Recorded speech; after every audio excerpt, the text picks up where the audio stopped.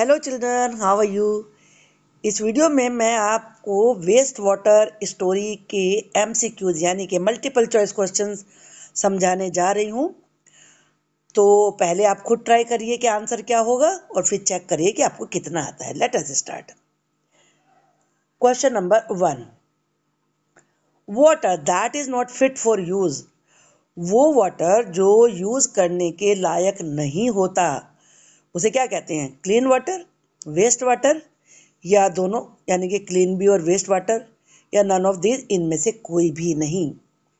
चलिए आंसर देखते हैं। वो होता है waste water. Now question number 2, which of the following is not a source of waste water. इनमें से कौन सा वेस्ट वाटर का सोर्स नहीं है? सीवर्स, होम्स, इंडस्ट्रीज या हॉस्पिटल्स। आपने सोच लिया आंसर? तो चलिए अब यहां देखते हैं। वो है sewers. Question number 3, the period of international decade for action on water for life. Water for life इस पर जो इंटरनेशनल डिकेड यानी कि 10 इयर्स का जो टाइम था वो कौन से वाला था? 2000 से 2010 तक, 2005 से 2015 तक, या 2010 से 2020 तक, या 2003 से 2013 तक।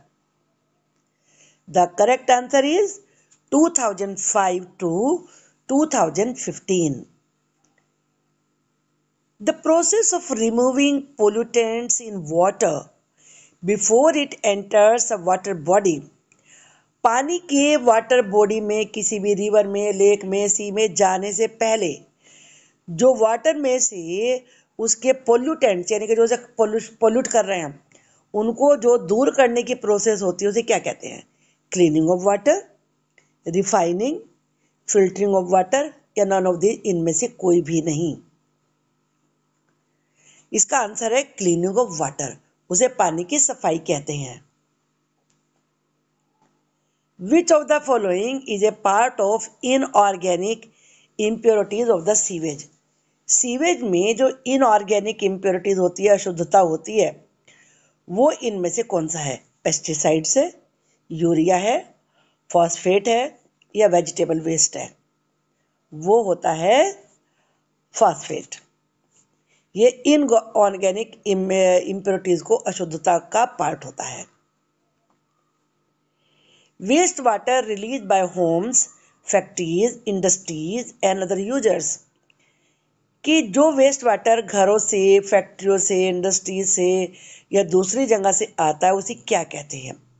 पोल्यूटेड वाटर, सीवेज, या दोनों कहते हैं, या इनमें से कोई भी नहीं? चलिए आंसर देखते हैं। उसे कहते हैं sewage. Suspended impurities contain by sewage. जो मतलब सस्पेंडेड का मतलब जो उसमें घूमती रहती हैं इम्प्योरिटियाँ, शुद्धताएँ सीवेज के द्वारा, उन्हें क्या कहा जाता है? उन्हें कॉन्टेमिनेंट्स कहा जाता है, स्लज कहा जाता है, ग्रे वाटर कहा जाता है, या इनमें से कोई सा भी नहीं?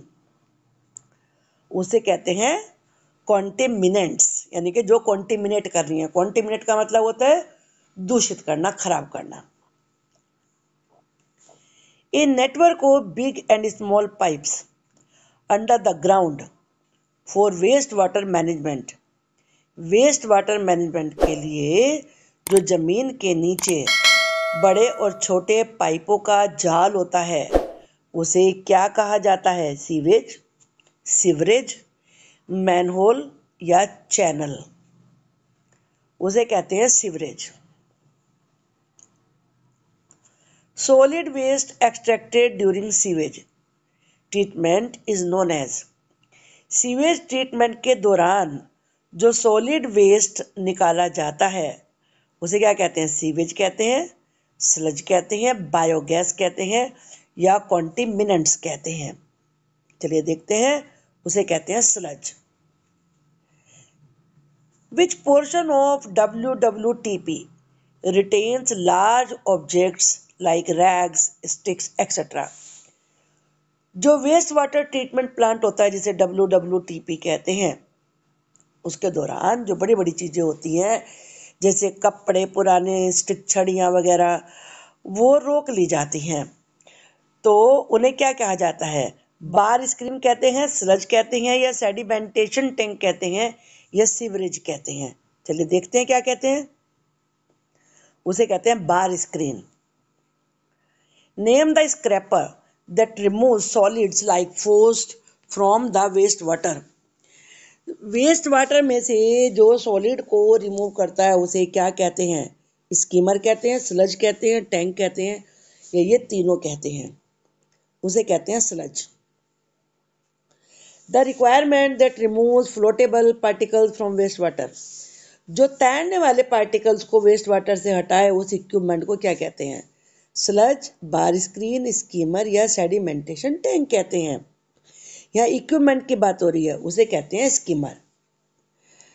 The tree that helps in waste water treatment by absorbing water greatly and releasing pure water in environment through transpiration। वो ट्री जो कि वेस्ट वाटर मैनेजमेंट में हेल्प करता है, किस प्रकार से? वाटर को एब्जॉर्ब करता है, फिर साफ पानी को एनवायरनमेंट में रिलीज करता है ट्रांसपिरेशन के द्वारा। उसे क्या कहा जाता है? पीपल, बैनियन, यूकेलिप्टस, या फिर बनाना कहते हैं उसे। वो होता है eucalyptus. Which of the following is a step of waste water treatment. इनमें से कौन सा वेस्ट वाटर ट्रीटमेंट का स्टेप होता है? एरेशन, क्लोरिनेशन, फिल्ट्रेशन, या ये ऑल ऑफ दीज, ये तीनों। आंसर देखते हैं। ऑल ऑफ दीज यानी कि एरेशन से भी होता है, क्लोरिनेशन से भी होता है, फिल्ट्रेशन से भी होता है। इन ए फिल्ट्रेशन प्लांट में water is filtered using layers of. पानी फिल्टर किया जाता है यूज करके क्या? Sand and clay, clay and fine gravel, sand and fine gravel, या sand, fine gravel and medium gravel. ये होता है सैंड, फाइन यानी कि बारीक पत्थर के टुकड़े, रेत से थोड़ा सा मोटा, और मीडियम ग्रेवल। अब चलिए फिर इन द ब्लैंक देखते हैं। Waste water should be cleaned up by removing. Waste water को साफ किया जाना चाहिए, क्या हटाकर?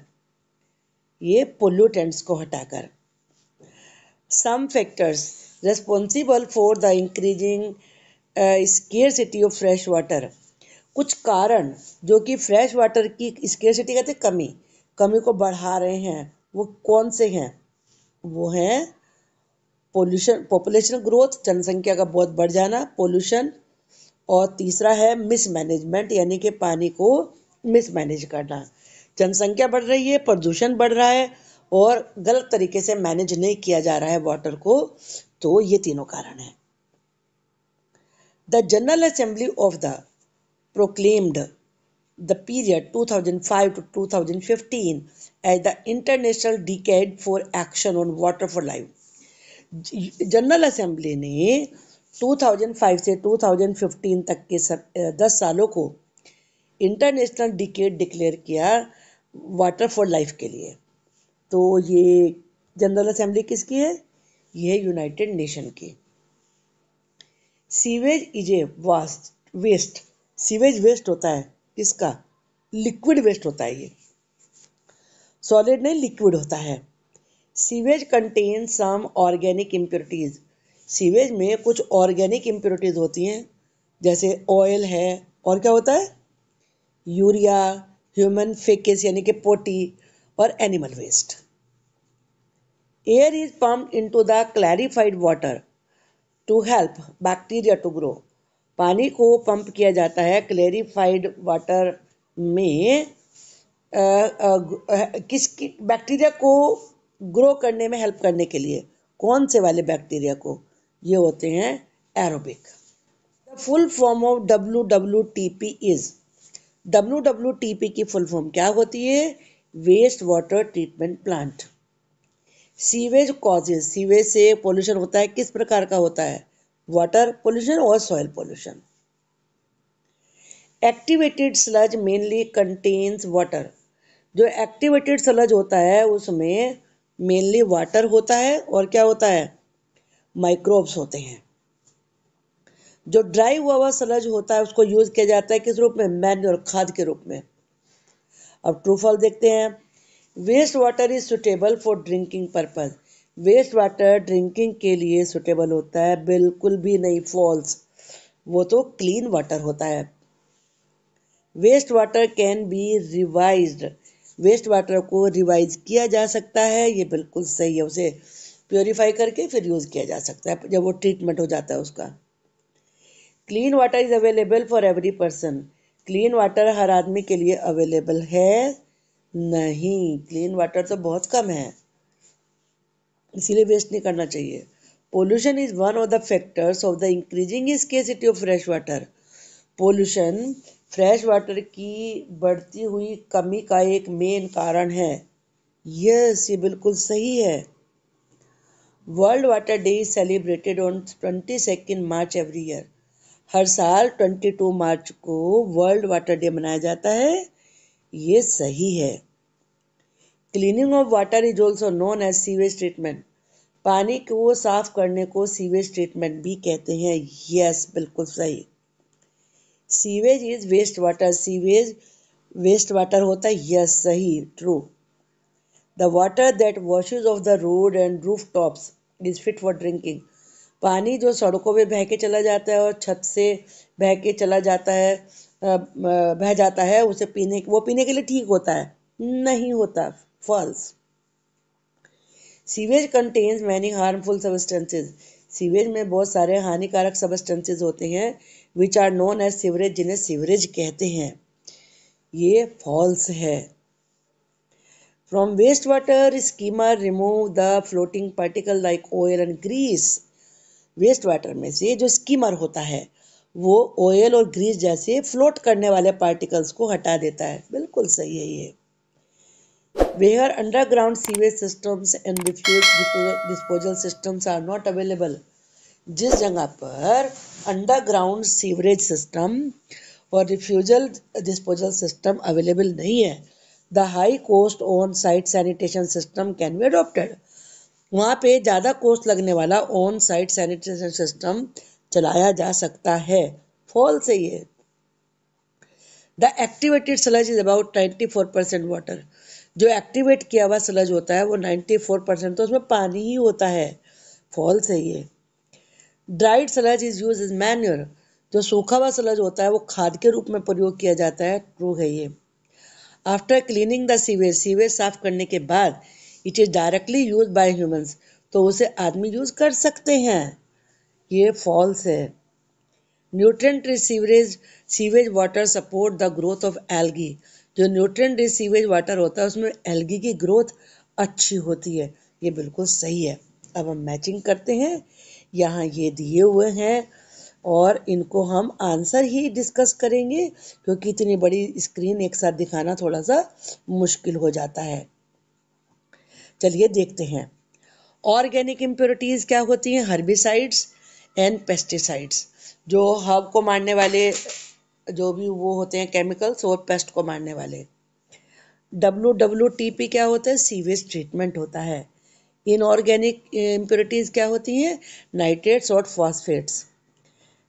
एरोबिक बैक्टीरिया क्या होती हैं? रिक्वायर्ड ऑक्सीजन, जिनको ऑक्सीजन की जरूरत पड़ती है।